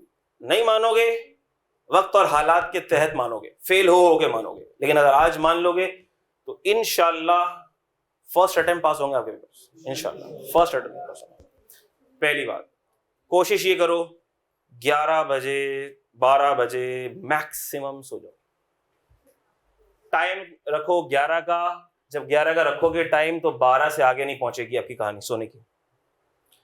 12 से आगे सोने की कहानी नहीं जानी चाहिए। इसका मतलब खाना वगैरह खा लो भाई, 10 बजे खा लो, 9 बजे 10 बजे खाना खा लो, और मैक्सिमम 12 बजे तक आपको सो जाना है। अगर आपने नाइट का जो ये वाला ड्यूरेशन है 10 से 5 वाला, 12 से 5 वाला, 10 से 5 वाला, सबसे प्राइम टाइम है ये। जज़ाकल्लाह, बहुत शुक्रिया। 10 से 5 वाला सबसे ज्यादा प्राइम टाइम है रात का। जब आप इसको नींद में यूटिलाइज करोगे तो आप देखोगे कि पूरा दिन आप कितने फ्रेश रहोगे। कभी मान के देख लो, उस्ताद की बात मान के देख लो। तो चलो 10 बजे नहीं भी सो सकते हम, कराची के शहर का स्लीपिंग पैटर्न ही ऐसा है कि 10 बजे सोना तो मुश्किल हो जाती है। 11 बजे सो जाओ, 12 बजे सो जाओ, लेकिन 12 बजे सो जाओ। 12 के बाद मत जाओ, मोबाइल पर स्क्रॉल कर रहे हैं, फेसबुक पे वीडियोस देख रहे हैं, तफरी तमाशे कर रहे हैं, मूवीज चल रही हैं। ये पूरी रात खा जाएगा, ये तुम लोगों की पूरी जिंदगियां खा जाएगा, सीए खा जाएगा, जवानी खा जाएगा, और कोई फर्क नहीं पड़ेगा। पैसे बर्बाद, जिंदगी बर्बाद। 12 बजे सो जाओ, वाईफाई बंद, मोबाइल का डेटा बंद, आप लोग देख लो। कभी मुझे मैसेज करो, 11 बजे के बाद डिलीवर नहीं होगा। क्यों? डेटा बंद, वाईफाई बंद। सो जाओ, 12 बजे सो गए, 5 घंटे की नींद आपकी बहुत अच्छी नींद है। ये क्वालिटी नींद है आपकी। ये जो रात को 12 से 5 की नींद आपको मिली ना, ये आपकी क्वालिटी नींद मिल गई आपको। अब फजर के लिए उठ जाओ, फजर की नमाज पढ़ी, आप लोग जमात से नमाज पढ़ें, आप लोग घर में नमाज पढ़ें, टाइम पे नमाज पढ़ें, ठीक है? नमाज पढ़ ली। अब नमाज पढ़ने के बाद अगर थोड़ा सा सोना है तो सो जाओ, अगर तो पढ़ लोगे तो इससे बेहतर टाइम कोई नहीं। अब कोई कह सकता है कि सर फजर के फौरन बाद नींद आती है हमको, हमसे नहीं बैठा जाता, हमसे नहीं पढ़ा जाता। इसलिए नहीं पढ़ा जाता क्योंकि उसी वक्त आप नाश्ता करके चाय नहीं पीते। आपको पता है? अपना लेना ये बात कभी प्रैक्टिस कर लेना। जब आपको पढ़ने बैठना हो ना, खाली पेट पढ़ने मत बैठो। आप नाश्ता करो और चाय पी लो, उसके बाद आपको नींद नहीं आएगी, चाय से आपकी नींद उड़ जाएगी। नाश्ता कर लिया, भूख भी नहीं लगेगी, आप पढ़ते रहो। फिर क्या करो, दोपहर में आप 1 घंटा सो जाओ, कुछ भी करके दोपहर में 1 घंटा सो जाओ, आधा घंटा सो जाओ, ठीक है? दोपहर में भले यहाँ होते हैं तो शाम में किसी वक्त तो पहुंचते होंगे ना घर पे। कब तक पहुंच जाते हैं? 7 बजे। तो कितनी क्लास, कितने सब्जेक्ट पढ़ लो भाई? 6 बजे पहुंच जाते हैं। तो ठीक है, फजर के बाद अगर आपको फजर के बाद सोना है तो फजर की नमाज पढ़ के आप फिर 1-2 घंटे सो जाओ ना। फजर कितने बजे हो रही है यार? फजर हो रही है पौने 6 बजे। 6 बजे तक भी फजर पढ़ के आप फारिग हो गए तो 6 बजे के बाद भी अगर 10 बजे क्लास है तो आप 2-2.5 घंटे तो सो सकते हो कि नहीं सो सकते हो? सो जाओ। दोपहर को आपको सोने को नहीं मिल रहा, आपने कहा सर मुझे सुबह ही सोना है, तो सो जाओ आप सुबह। मैं क्या करता हूँ, देखो मैं सुबह फजर के बाद मेरी क्लास होती है पौने 7 बजे, तो मुझे पहुंचना होता है मदरसे। फिर मैं क्या करता हूँ, ऑफिस के अंदर दोपहर को आधा घंटा पौना घंटा असर की नमाज से पहले आंख लगा लेता हूँ, छोटी सी पावर नैप ले लेता हूँ मैं। उससे क्या होता है, मैं फ्रेश हो जाता हूँ। ठीक हो गई बात? लेकिन जो रात का टाइम है ना, वो जरूर सोने में यूटिलाइज करो और नाश्ता करके आओ क्लास के अंदर। अगर तुम लोग भागते दौड़ते, अम्मा ने उठाया, टाइम चला गया, सर ने बोला 10 बजे क्लास शुरू करेंगे, आपने 9:30 बजे क्यों उठाया, पहले इस पर फड्डा होगा।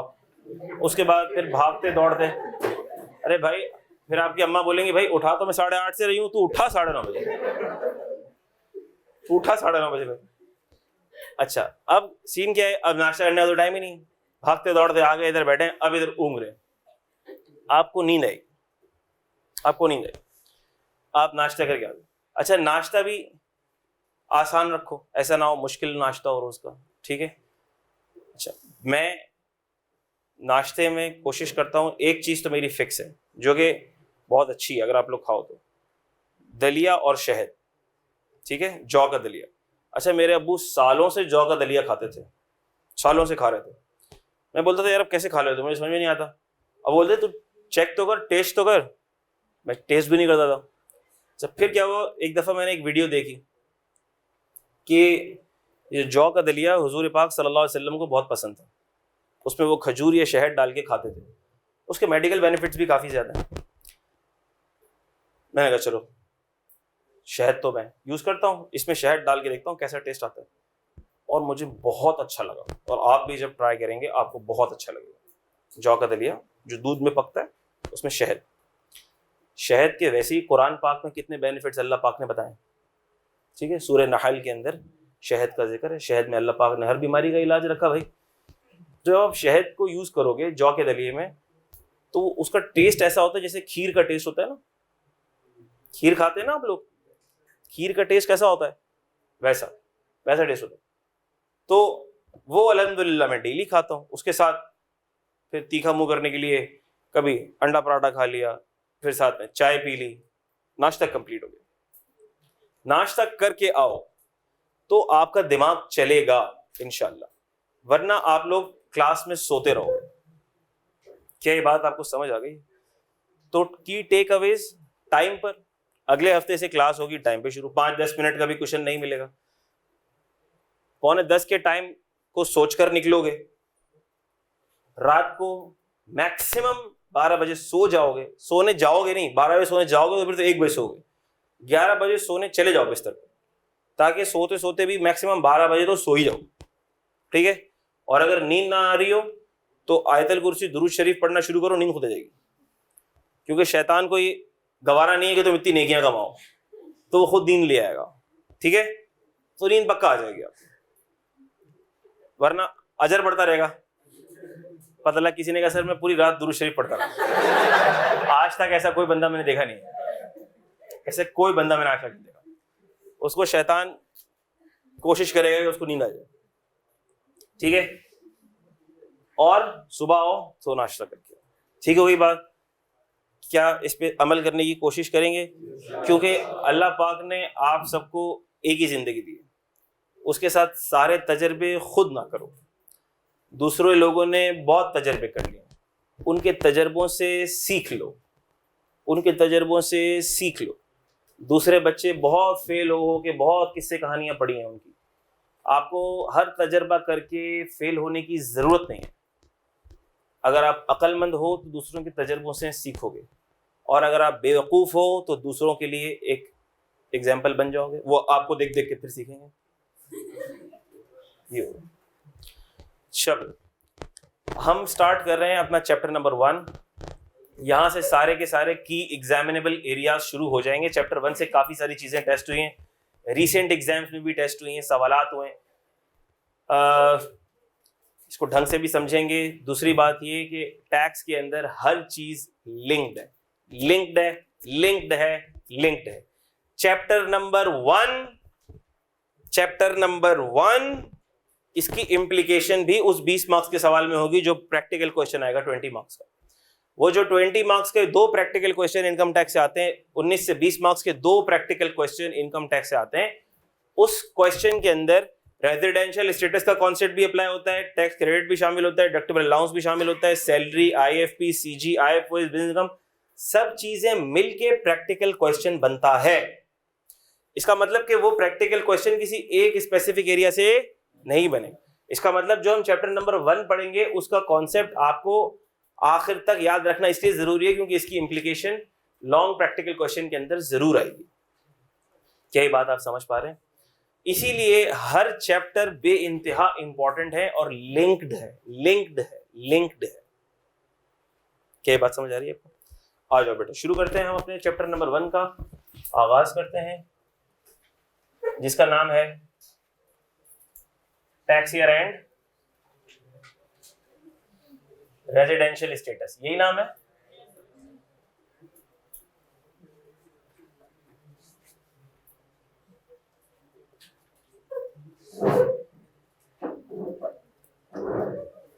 अच्छा, सबसे पहले देखो टैक्स ईयर। अच्छा, अब ये चैप्टर नंबर 1 तो मैंने आप लोगों को दे दिया फोटोकॉपी करा के। ये आपको पता है कि चैप्टर 1 के बाद से फोटोकॉपी तो नहीं मिलने वाली आपको, सबको पता है ये वाली बात?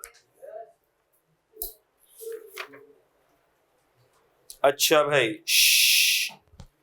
बातें नहीं होंगी बेटा।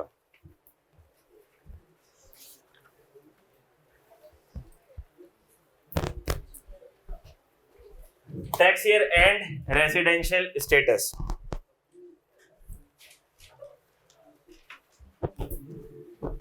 जिसमें हम सबसे पहले कॉन्सेप्ट डिस्कस करेंगे टैक्स ईयर का।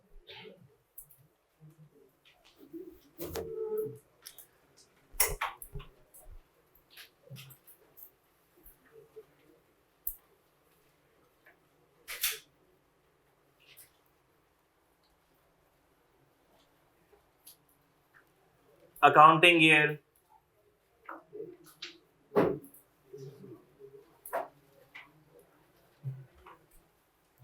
Financial year,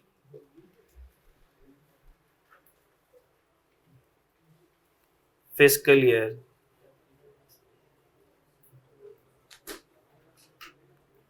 tax year,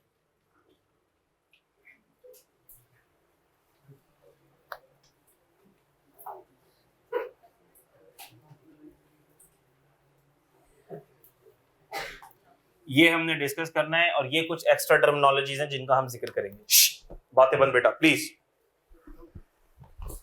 hand out तो बेटा बढ़ चुके हैं, हैंड आउट तो है नहीं मेरे पास। मिस निमरा के पास होगा, जो एक्स्ट्रा थे वो मिस निमरा के पास थे, उनके पास होगा, ले लेना। टैक्स ईयर का जिक्र करेंगे हम। ये चैप्टर बड़ा इंपॉर्टेंट है क्योंकि इसमें एक कॉन्सेप्ट है scope of tax. Scope of tax में इंशाल्लाह ताला आप लोगों को, अभी टाइम शॉर्ट है, मैं चाहता हूँ टैक्स ईयर पर डिस्कशन कर लूँ। जो स्कोप ऑफ टैक्स है वो मैं आपको नेक्स्ट क्लास में बोर्ड पे लिखवाऊंगा। अभी सेक्शन नंबर 4 है जो बात करता है स्कोप ऑफ टैक्स की, ठीक है, जिसमें ये बात होती है कि tax shall be imposed on every person for every tax year on taxable income, ठीक है। ये स्कोप ऑफ टैक्स है, मुख्तसर मैंने आपको बता दिया। हर पर्सन पर टैक्स लगेगा, किसके हिसाब से? टैक्स ईयर के हिसाब से। और किस पर लगेगा? टैक्सेबल इनकम पर लगेगा। किस रेट्स पर लगेगा? जो फर्स्ट शेड्यूल में रेट्स गिवन है उस पर लगेगा। ये टैक्स का स्कोप है, ये मैं आपको अगली क्लास में बोर्ड पर लिखवा भी दूंगा। टैक्स ईयर की इंपॉर्टेंस क्या है? टैक्स ईयर की, आप लोगों ने अकाउंटिंग के अंदर पीएनएल बनाया। क्या पीएनएल बनाने के लिए सबसे पहली बात जो आप पूछते हैं, क्या ये पूछते हैं कि सर ये किस पीरियड की पीएनएल है, किस पीरियड की बैलेंस शीट है? ऐसा ही है, आप बैलेंस शीट बना रहे हैं 1 जनवरी 2022 से 31 दिसंबर 22 तक की, या 1 जुलाई 23 से 30 जून 24 तक की, पीरियड क्या है? क्योंकि आप जब हमें पीरियड बताएंगे तो हम उस टाइम फ्रेम के रेफरेंस से इनकम, एक्सपेंडिचर, ये सारे के सारे हम रिकॉर्ड करेंगे। ये सारे के सारे इनकम एक्सपेंसेस की बेसिस के ऊपर हम पीएनएल बनाएंगे और उसको एनालाइज करेंगे। आप जो डेट बताएंगे उसी डेट के हिसाब से हम उसके एसेट्स और लायबिलिटीज की कैलकुलेशन करेंगे। क्लोजिंग डेट, मिसाल के तौर पर अकाउंटिंग ईयर है 1 जुलाई से 30 जून, तो अब सर 30 जून के जो एसेट्स और लायबिलिटीज होंगे वो हम बैलेंस शीट में प्रेजेंट करेंगे। ऐसा ही है कि नहीं है? तो ये पीरियड की डिटर्मिनेशन बड़ी इंपॉर्टेंट है, क्योंकि अगर आपने बोला कि भाई पीएनएल बनाओ, एबीसी लिमिटेड एक कंपनी है, उसका प्रॉफिट एंड लॉस बनाओ, तो ये तो इनकम्प्लीट बात हो गई।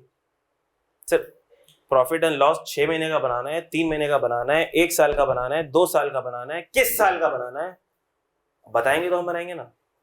फिर ये क्यों भी जरूरी होता है? क्योंकि सर मिसाल के तौर पर अगर बैंक है, एक बैंक है, उसका 1 जनवरी से 31 दिसंबर तक का पीएनएल बैलेंस शीट बनेगा, तो सारे बैंक्स का फिर 1 जनवरी से 31 दिसंबर तक का बनेगा, ताकि हम उसको कंपेयर भी कर सकें। Like to like period compare करोगे ना, ऐसा तो नहीं होगा कि एक कंपनी का तुमने पीएनएल बनाया 1 जुलाई से 30 जून, उसको तुम कंपेयर कर रहे हो दूसरी कंपनी से जिसका पीएनएल बना हुआ है 1 जनवरी से 31 दिसंबर। हमने कहा सर ये तो लाइक टू लाइक पीरियड भी कंपेयर नहीं हुआ, तो हमें रिजल्ट्स जो हम एनालाइज करना चाह रहे हैं वो भी सही से एनालाइज नहीं होगा। क्या बात आपकी समझ आ रही है? तो आपको कोई पीरियड डिटरमिन करना पड़ेगा और ये बहुत जरूरी है। अकाउंटिंग ईयर, जिसको आप फाइनेंशियल रिपोर्टिंग ईयर भी कहते हैं,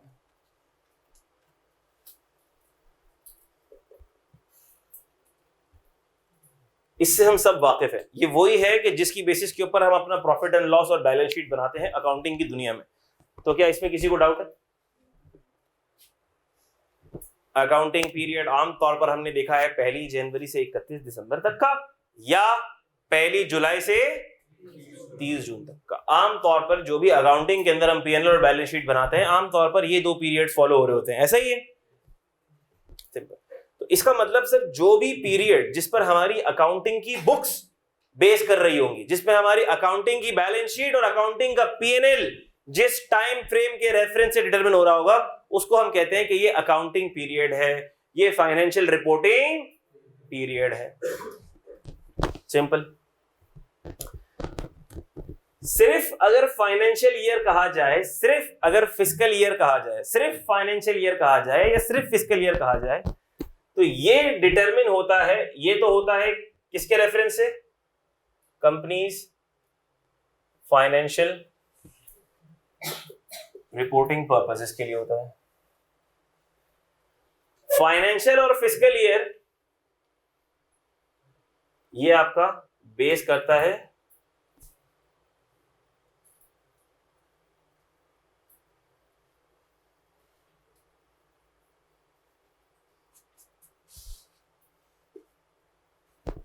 कंट्री लेवल।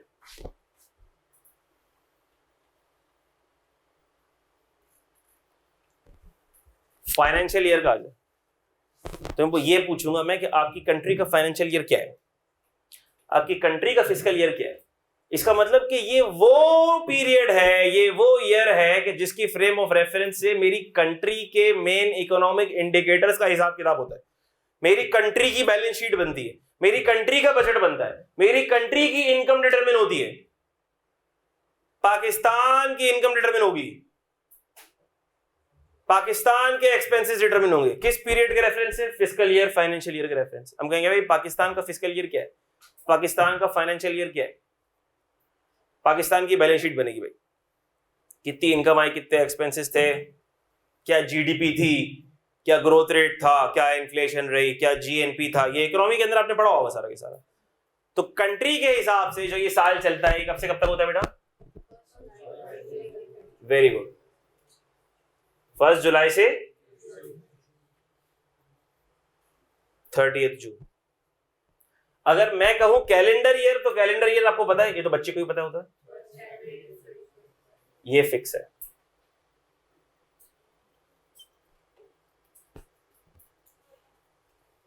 ये डिपेंड करता है, ये कुछ भी हो सकता है, अब इस पे बात मजीद करेंगे। ये भी फिक्स है, ये भी फिक्स है, ये भी फिक्स है, ठीक होगी बात। अच्छा, 1 जुलाई से 30 जून, इसके ऊपर थोड़ी बात करूंगा मैं फिर इस पर। फिस्कल ईयर, फाइनेंशियल ईयर, इसका मतलब यह है कि अगर मेरी कंट्री का फिस्कल ईयर, फाइनेंशियल ईयर 1 जुलाई से स्टार्ट हो रहा है, 30 जून तक जा रहा है, मैंने आपको पहले ही बता दिया था कि हमारा बजट कब बनता है, 1 जुलाई 2024, 30 जून 2025। 1 जुलाई 2024 आने वाला है, ठीक है, आपके अटेम्प्ट के अंदर ही आ जाएगा ये। उससे पहले इधर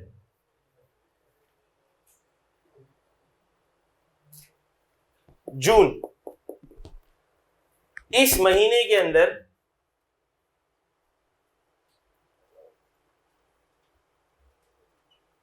एनुअल बजट आएगा, गवर्नमेंट प्रेजेंट करेगी एनुअल बजट, जिसकी तैयारी जोरों शोर से हो रही है, मीटिंग्स हो रही हैं, मेजर्स हो रहे हैं, आईएमएफ से लोन लेना है, आईएमएफ कह रहा है कि ये कंडीशन रखो, इस तबके पे टैक्स लगाओ, इसका टैक्स बढ़ा दो, इसका टैक्स कम कर दो।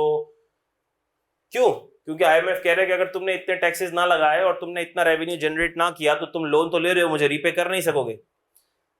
ये जो तुम लोन ले रहे हो मुझसे, इसको रीपे करने के लिए कंट्री तेरी इनकम होनी चाहिए। तेरी इनकम किससे आती है? टैक्सेस से आती है, और टैक्सेस तुम्हारे कम हैं तो हर दफा की तरह तुम फिर डिफॉल्ट कर जाओगे। तो तुम सैलरी वालों के ऊपर टैक्स बढ़ा दो, इसके ऊपर टैक्स बढ़ा दो, बिजली पे टैक्स बढ़ा दो, ये कर दो, वो कर दो, ये कर दो।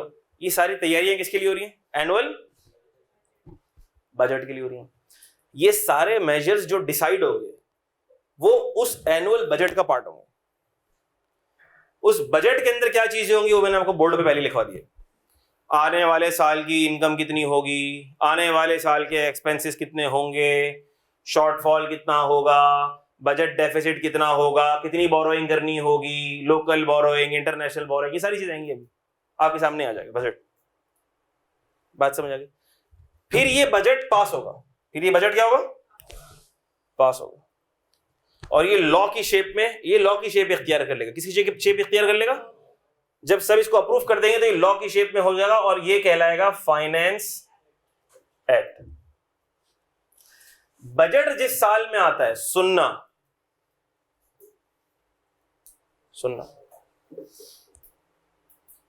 Budget, annual budget, annual budget क्या कहलाएगा और फाइनेंस एक्ट क्या कहलाएगा, जरा मुझे बताओ। एनुअल बजट को हम क्या नाम देंगे?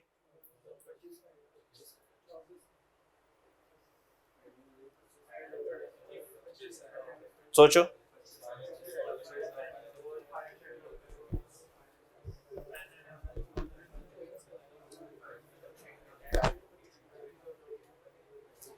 अच्छा, आप जरा एक सेकेंड गौर कीजिएगा।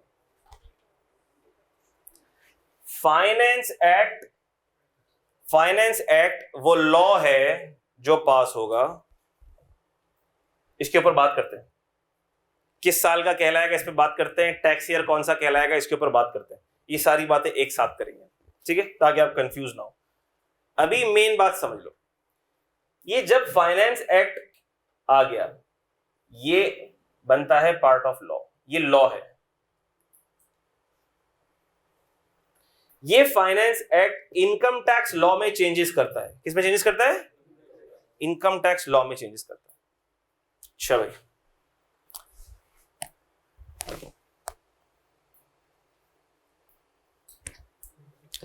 ये बजट, ये जो एनुअल बजट आ रहा है, ये बजट किस साल के लिए एप्लीकेबल है? ये इस साल के लिए एप्लीकेबल है।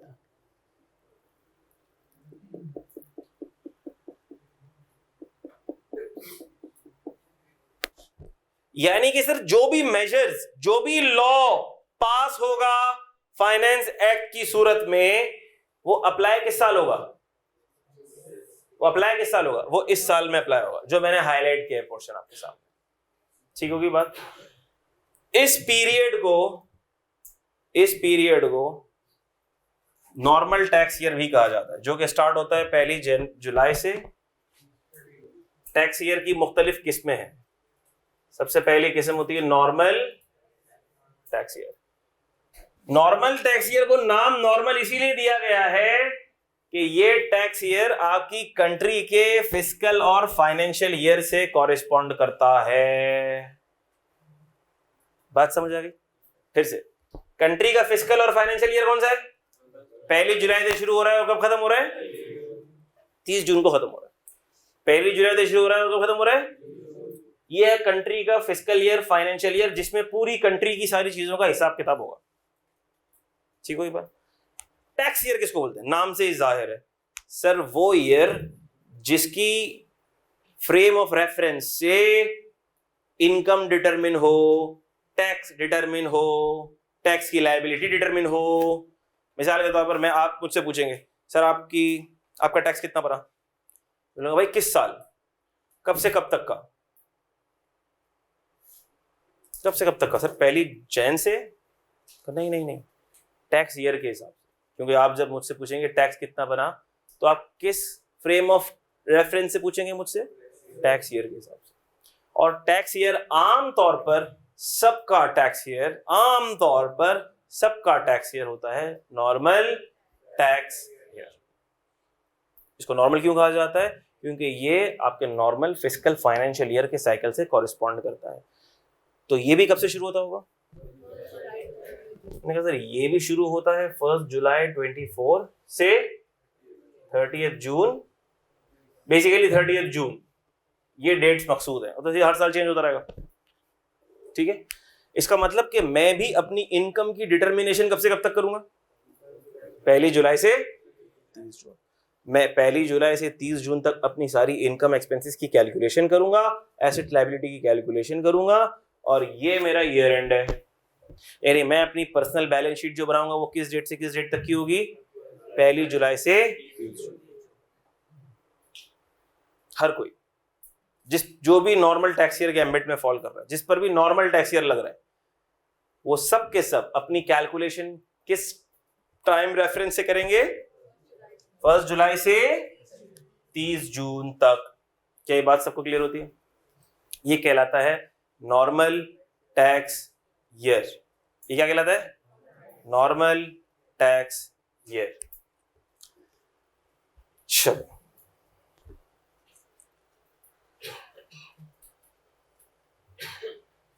1 जुलाई से ये नॉर्मल टैक्स ईयर शुरू हुआ और 30 जून 2025 पर ये नॉर्मल टैक्स ईयर खत्म हुआ। इस नॉर्मल टैक्स ईयर को पता है हम नाम क्या देंगे? इस नॉर्मल टैक्स ईयर को हम नाम देंगे normal tax year 2025। Normal tax year को नाम दिया जाता है उस कैलेंडर ईयर के रेफरेंस से जिसमें ये नॉर्मल टैक्स ईयर एंड हो रहा होता है। क्या ये बात सबको समझ आ गई? फिर से रिपीट कर रहा हूं, नॉर्मल टैक्स ईयर को नाम दिया जाएगा, नॉर्मल टैक्स ईयर डिनोट किया जाएगा उस कैलेंडर ईयर के रेफरेंस से जिसमें ये एंड हो रहा है। इसका मतलब ये है कि सर अभी जो एनुअल बजट पास होगा, अभी मैं ये नहीं बता रहा कि एनुअल बजट कौन सा किस साल के लिए अप्लाई होगा, वो अगली क्लास में, वरना ताकि कंफ्यूज ना हो जाओ आप लोग, बहुत सारी चीजें मैं बताऊंगा ना तो कंफ्यूज हो। लेकिन अभी ये बात समझ लो कि ये जो नॉर्मल टैक्स ईयर है जो 1 जुलाई 2024 से शुरू हो रहा है और जो 30 जून 2025 तक खत्म हो रहा है, इसको मैं नाम क्या दूंगा? इसका मतलब कि ये जो बजट आएगा यहां पर, जो जून 24 के अंदर बजट आएगा, ये किस टैक्स ईयर के लिए आएगा? टैक्स ईयर के लिए आएगा।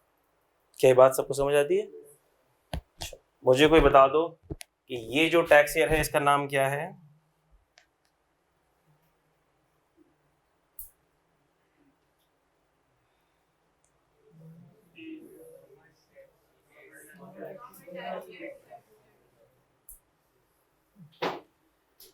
Normal tax year 2000। सिंपल, समझ आ गया सबको? अच्छा भाई,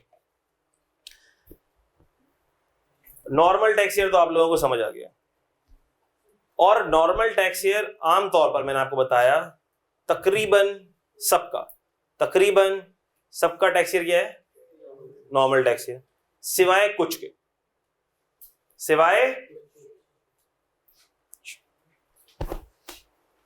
सिवाय किन के? लॉ बताएगा किन के सिवाय। यानी आम तौर पर तो हर किसी का टैक्स ईयर कब खत्म हो रहा होगा? 30 जून पर खत्म हो रहा होगा। यानी कि सर इसका मतलब कुछ पर्सन ऐसे भी हैं, जब मैं कहता हूं पर्सन, क्या कहता हूं? पर्सन से मेरी मुराद या इंडिविजुअल है, या एओपी है, या कंपनी है।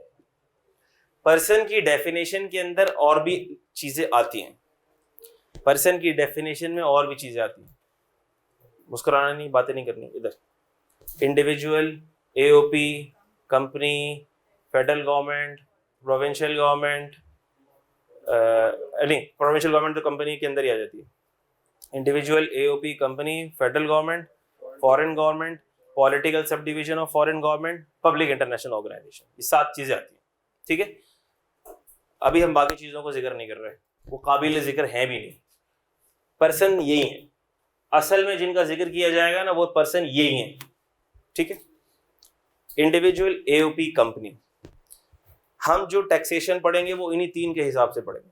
इंडिविजुअल कौन है? मेरे और आपके जैसा बंदा, आम आदमी, पर्दे वाहिद, वो इंडिविजुअल है। मेरी टैक्सेशन इंडिविजुअल की टैक्सेशन है। मैं बिजनेस कर रहा हूं, सोल प्रोप्राइटर बिजनेस कर रहा हूं, इंडिविजुअल हूं मैं। जिस तरह आप लोग बिजनेस में पढ़ते हो ना कि भाई सोल प्रोप्राइटरशिप भी तो हो सकती है, इंडिविजुअल बिजनेस हो सकता है मैं इंडिविजुअल हूं। ऐसा भी हो सकता है कि मैं किसी के साथ पार्टनरशिप में कोई बिजनेस कर रहा हूं। जब मैं किसी के साथ पार्टनरशिप में कोई बिजनेस करता हूं तो अब वो एंटिटी चेंज हो गई। मिसाल के तौर पर मेरी फर्म है, मेरे पार्टनर के साथ, मेरे पार्टनर का नाम है हमजा, हमारी पार्टनरशिप फर्म है। अब वो जो पार्टनरशिप फर्म है ना, वो टैक्स की दुनिया में एक अलग पर्सन हो गई। क्या हो गई? अलग पर्सन हो गई। अब उस पार्टनरशिप की इनकम अलग कैलकुलेट होगी। बात समझ आ गई? और तीसरा पर्सन कौन है भाई? कंपनी तो एक अलग लीगल एंटिटी होती है, आपको पता है। आमतौर पर कंपनी होती है limited by shares, private limited company, public company, private company. नाम सुना होगा आपने, अभी डिटेल में जाने की जरूरत नहीं है, लेकिन company is a corporate structure, उसमें शेयर्स होते हैं, शेयर होल्डिंग होती है। ठीक है, तो हम टैक्सेशन पढ़ते हैं इन 3 के रेफरेंस से। ये दोनों हमारे कोर्स का पार्ट है सीए इंटर में, ये हमारे कोर्स का पार्ट नहीं है। इसमें सिर्फ इतना पता होना चाहिए कि कंपनी के ऊपर टैक्स रेट 29% का लगता है।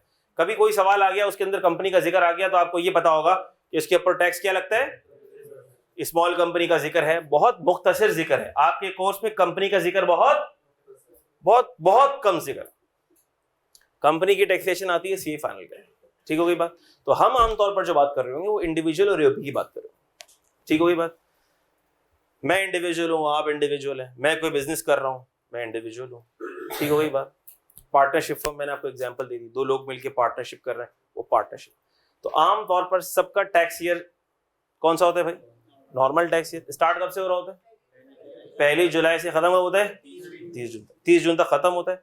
जब ये खत्म हो जाता है फिर सुनना, जुलाई अगस्त सितंबर, इधर डेडलाइन होती है 30 सितंबर को डेडलाइन होती है कि आपका ये जो साल खत्म हुआ है इसमें जो आपने इनकम, एक्सपेंसेस, एसेट, लायबिलिटीज वगैरह जो भी कर लिए 30 सितंबर को आप फाइल करो क्या? Income tax return. इस पूरे साल का हिसाब किताब कच्चा चट्ठा आप 30 सितंबर को फाइल करो। क्या आपने पूरे साल में क्या कमाया, कितनी इनकम कमाई, क्या एसेट है, क्या लायबिलिटीज है, और उस इनकम के हिसाब से जो भी आपका टैक्स बनता है वो आप पे करो। जो मैंने बताया था वॉलंटरी टैक्स पे होता है। Are you getting this? अच्छा भाई पढ़ लो, अब आ जाओ पेज नंबर 2। सॉरी आपके हैंडआउट में पता नहीं कौन सा पेज है। 2 ये 2। There are 3 kinds of tax years as stipulated in section 74 of the income tax ordinance. सबसे पहला देखो क्या है? Normal tax year. Normal tax year. Normal tax year is a period of 12 months. तो सर इसमें पूरे 12 महीने होंगे। ये 1 जुलाई से स्टार्ट होता है, 30 जून पे खत्म होता है। इसमें पूरे 12 महीने होंगे, 12 से कम महीने इसमें नहीं होंगे। Period of 12 months ending on 30th day of June and is denoted by calendar year in which the said date falls. मैंने आपको बताया कि अगर ये 30 जून 2025 में खत्म हो रहा है तो इसका नाम क्या दिया जाएगा? 25। क्यों? क्योंकि ये किस कैलेंडर ईयर में खत्म हो रहा है? शुरू तो 24 में हुआ है सर इसका। इसको ऐसा ना करें, इसको ऐसा ना करें 24/25 कर दें। मैंने कहा नहीं, ऐसी कोई हरकत करने की जरूरत नहीं है सर। ऐसा ना करें कि दोनों का एवरेज कर लें, 49 डिवाइड बाय 2 24 ऐसा ना करें सर, इसको नॉर्मल टैक्स से 24.5 कर दें। ये भी खुश, ये भी खुश। नहीं कहा ये तो खुश हो जाएंगे दोनों, एग्जामिनर ना खुश होगा, मार्क्स 0 मिलेंगे आपको। बात समझ आ गई? तो ये कैसे ये डिनोट कैसे किया जाएगा भाई? हमें इसको खुश करने की जरूरत नहीं।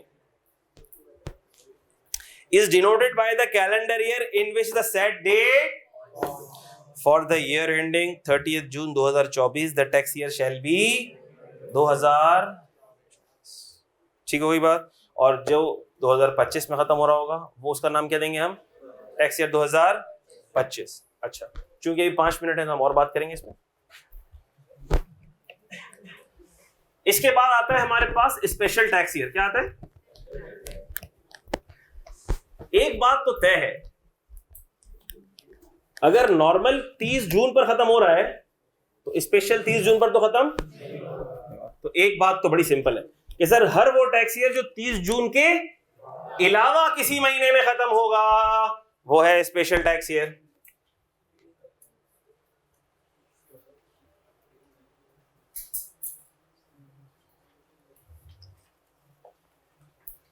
एंडिंग अदर देन,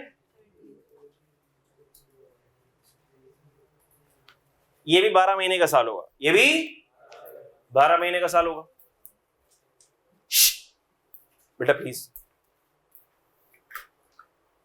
ये भी 12 महीने का साल होगा, लेकिन इसमें एक खुसूसियत है कि ये 30 जून पे खत्म, 30 जून के अलावा कहीं खत्म होगा, किसी भी महीने में खत्म हो सकता है। जैसे बैंक्स का साल आपको पता होगा कब से शुरू होता है?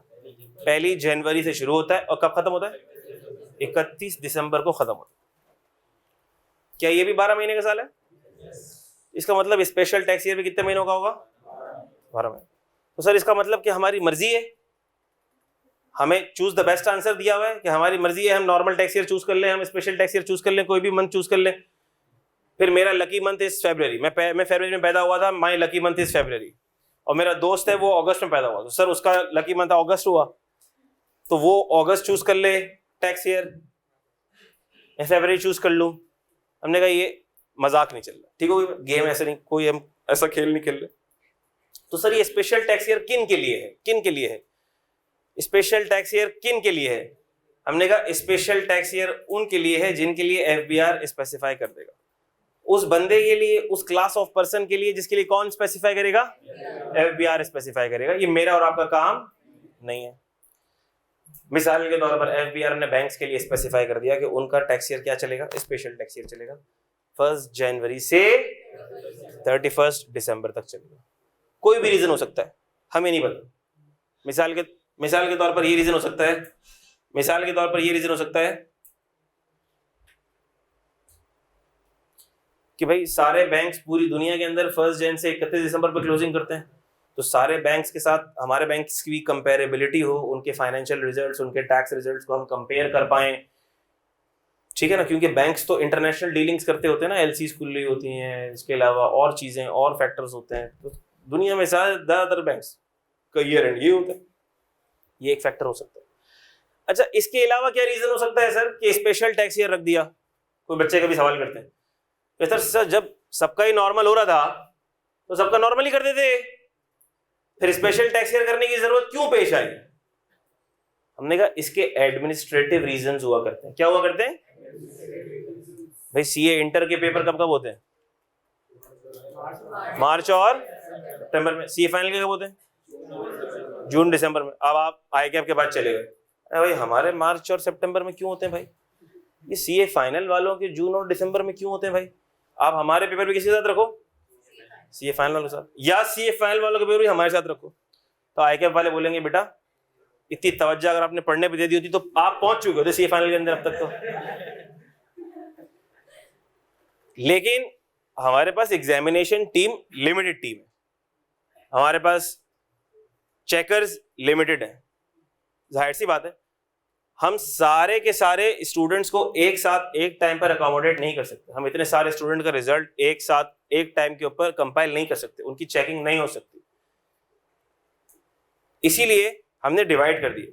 पीआरसी अलग है, कैफ अलग है, उनके एग्जाम की टाइम टेबल अलग है, टाइमलाइंस अलग है, ठीक है, ताकि हम अपने रिसोर्सेज को उसके हिसाब से मोबिलाइज कर सकें, चैनलाइज कर सकें। Are you getting this? इसी तरह एफबीआर का भी एक इदारा है, उसके अंदर कुछ लोग हैं, कुछ लाख लोग हैं, वो भी बहुत ज्यादा हैं, लेकिन कुछ लाख लोग हैं। अब उनको इस सारी आवाम का, करोड़ों की आवाम का डेटा एनालाइज करना है, मैनेज करना है, गैदर करना है, ऑडिट करना है, असेस करना है, उनकी पेमेंट्स को देखना है, तो ये सारी चीजों के अंदर एक डेट पे सबका सब कुछ तो नहीं हो सकता।